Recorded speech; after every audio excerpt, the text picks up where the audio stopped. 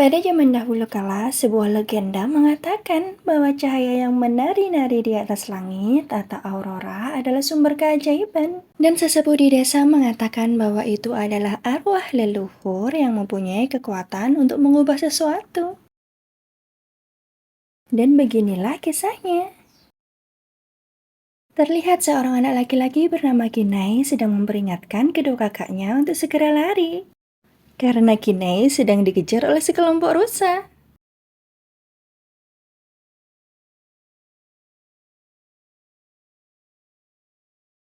Melihat keusilan Kinai, kakak kedua yang bernama Denahi marah kepada Kinai karena Kinai yang selalu bermain-main. Melihat hal itu, Sitka kakak tertua mereka segera melerai mereka. Sitka pun segera mengajak mereka untuk segera mencari ikan sebelum upacara besar keberanian atau pemberian totem dimulai.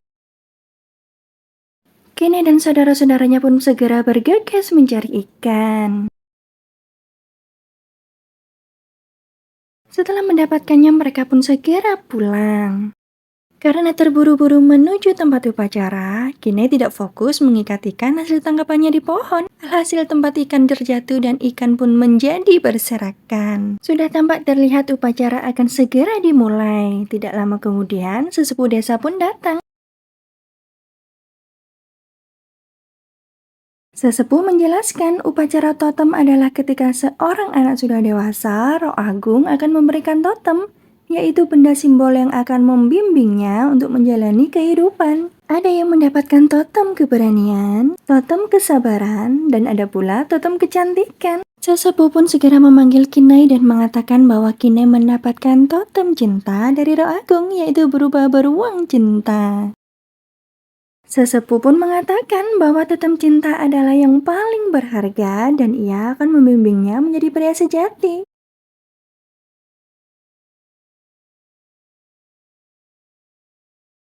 Setelah upacara selesai, Dinahi pun meledek Kinai karena anak seusil Kinai mendapatkan totem cinta.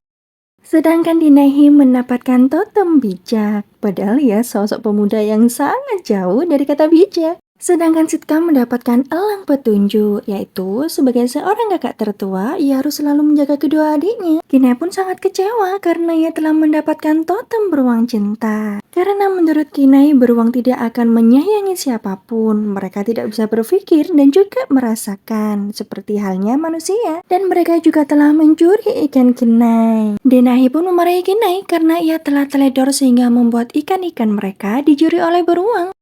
Melihat hal itu, Kinai pun marah dan segera mencari para beruang tersebut. Begitu melihat beruang, Kinai pun segera menyerangnya. Beruang pun sangat marah dan segera balik menyerang Kinai. Melihat hal itu, Sitka dan Denahi pun segera datang membantunya.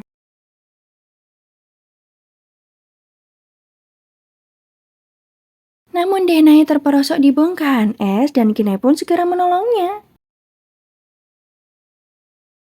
Sitka yang melihat beruang mendekati kedua adiknya segera mengorbankan dirinya. Ia pun terjatuh dari atas tebing es bersama beruang.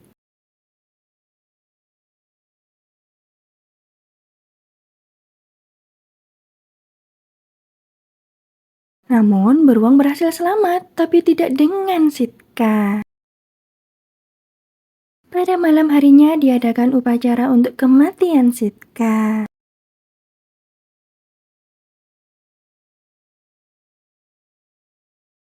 Kinai yang sangat dendam terhadap beruang pun mengajak Dinahi untuk memburu beruang tersebut. Tetapi karena Dinahi menolak, Kinai pun sangat marah.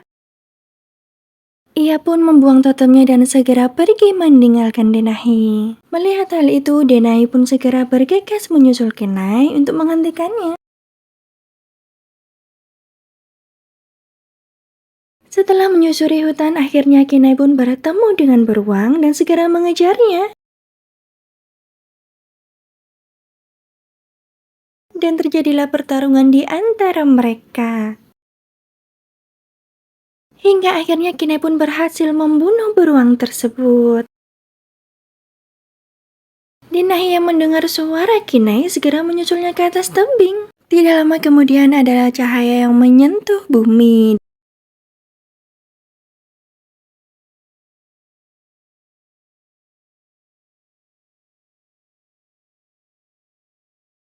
Dan muncullah Sitka yang telah berubah menjadi seekor elang.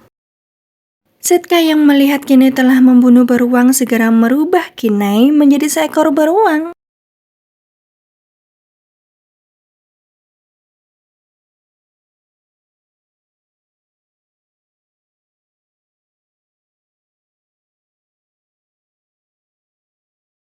Begitu Dinahi sampai di puncak, ia pun sangat terkejut karena mengira Kinai sudah terbunuh oleh beruang tersebut. Tiba-tiba petir pun menyambar sehingga Kinai pun jatuh ke sungai.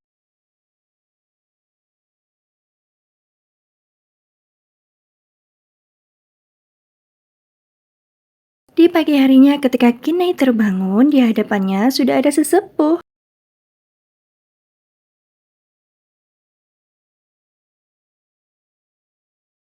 Sesepuh pun terkejut karena biasanya para arwah tidak pernah merubah manusia menjadi hewan.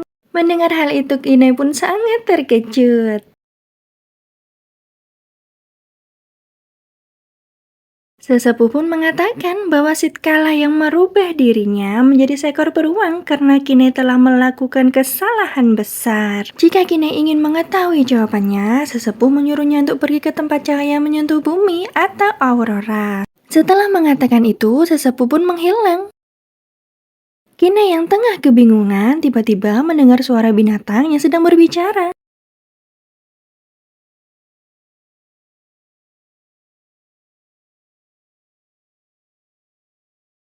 Kinai pun berusaha bertanya kepada dua rusa bersaudara di mana tempat cahaya menyentuh bumi berada. Namun mereka tidak mengetahuinya dan Kinai pun segera pergi. Namun Kinai terkena jebakan yang dibuat oleh manusia. Di saat Kinai berjuang melepaskan diri dari jebakan, ia pun bertemu dengan beruang kecil bernama Koda. Kinai yang merasa manusia lebih pintar jadi beruang pun tidak mau dibantu.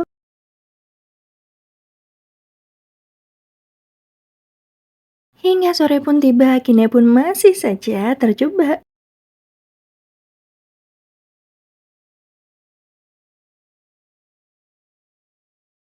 Dan Koda pun menawarkan bantuan dan kesepakatan kepada Kinai. Jika ia berhasil menyelamatkan Kinai, maka ia harus mengantarkannya ke tempat ikan salmon berada karena ia telah terpisah dengan ibunya. Dan di sana ketika malam ada cahaya menyentuh bumi. Kinai pun juga membuat kesepakatan jika Koda tidak dapat membantunya, maka ia harus pergi jauh dari hadapannya karena Kinai menyangka bahwa beruang tidak dapat berpikir. Namun dengan sangat mudah, Koda dapat membebaskan Kinai. Koda yang mencium adanya pemburu segera menyuruh Kinai untuk segera berlari menyelamatkan diri dan bersembunyi di antara bongkahan es. Dan mereka pun memutuskan untuk bermalam di sana dan berangkat keesokan harinya.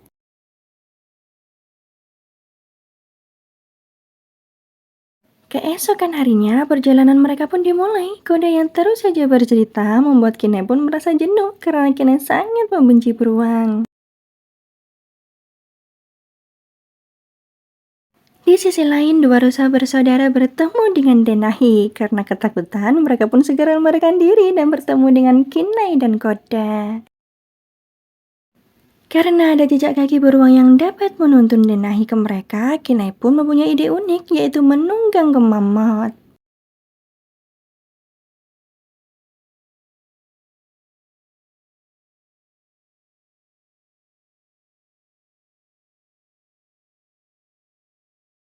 Pada malam harinya, ketika melihat aurora, Koda mengatakan bahwa ibunya dulu pernah bercerita bahwa para arwah leluhur mereka berada di sana dan mereka bisa membuat keajaiban. Kinai pun tidak menyangka bahwa beruang juga tahu cerita itu. Ia pikir hanya manusia ajalah yang mengetahuinya. Setelah lama menunggang mamut, Kinai pun bertanya kepada Koda apakah mereka sudah sampai. Koda pun tidak bisa menjawabnya karena ia tersadar mereka telah tersesat. Kinai pun segera turun dari mamut dan ia memarahi Koda.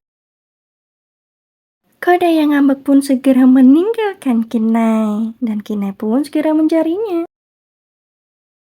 Dan tidak sangka di hadapan mereka terdapat gambar seekor beruang dan pemburu. Melihat hal itu, Kinai pun mempunyai sudut pandang yang baru. Ternyata selama ini beruang sangat takut dengan para pemburu karena mereka selalu membawa tombak.